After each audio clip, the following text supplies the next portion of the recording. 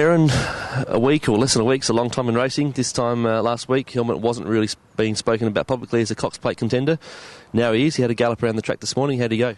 Good, yeah. He just came here to have a look around and sort of familiarise himself with the surroundings here at Moonee Valley, and he took it all in his stride. It was he gave me a nice feel. Just went out there and did some even time work, so it was pretty easy work. But you know, by the vibes I got off him this morning, he two things: he's got out of his run really well, and he got around the track on his right leg, which is important here at Moonee Valley, and seemed to enjoy it here. We all saw the run on Saturday in the age Caulfield Guineas, a unique race in its own right. How did he come through the run? It was a solidly run race, wasn't it? It was, yeah. It was. You know, it took a personal best from the horse to win that race, but you know, Peter and the team here in Melbourne have been keeping a close eye on him, and they've been happy with him. You know, he's come out of it well, and he gave me that same feel this morning. Doesn't feel like a horse that's jaded or has gone over the top. So, you know, I'm sure the team will keep another close eye on him in the next coming days.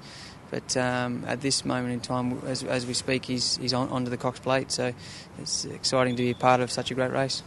It seemed to be a pretty quick decision to make it public that they were going to head towards the Cox Plate. Was that something they were talking about with the team and you guys even before the Guineas?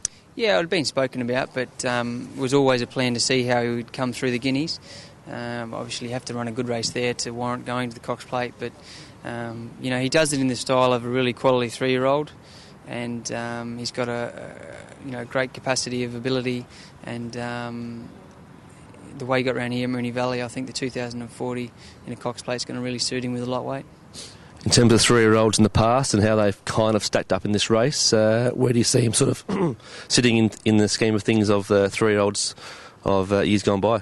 Yeah, I think he's right up there at the top of the list. You know, he's one of the best miler 3-year-olds I've ridden, and obviously we're stretching him out to the 10 furlongs for a Cox Plate 2040. So, you know, he's got to run that trip out, but that's up to me to ride him properly on the day, and I'm confident he can run it out. And yeah, he's a quality 3-year-old. What do you make of the strength of the rest of the field as we know it at this stage, with the horse that we know are heading towards the Cox Plate? Yeah, 2 horses. Glass Harmonium, he's a horse I've ridden once before, and I've ridden him around here at Moonee Valley before his Turnbull, before he ran second in the Turnbull. He's going to be a danger in the race, I think. And obviously Jimmy Choo, you know, he's been doing it nicely in New Zealand. He's a horse that I've finished behind, closely behind in the Derby up in Sydney. So sorry, not in the Derby, in the one before the Rosehill Guineas. So I think they are the main 2 to beat in the race. There's been as much talk about Helmet's performance on Saturday as there has been about your commitment to lose the weight to ride 49.5 in the Cox Plate. How's that going, and how's it progressing for you? Good, yep.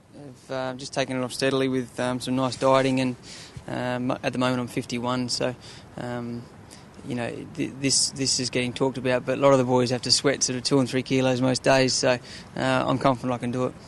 It's the last little cog in the wheel of the famous racing Grand Slam, the Golden Slipper Caulfield Cup, Cox Plate, and of course the Melbourne Cup. Just the last little trophy in the mantelpiece for you to find for that foursome.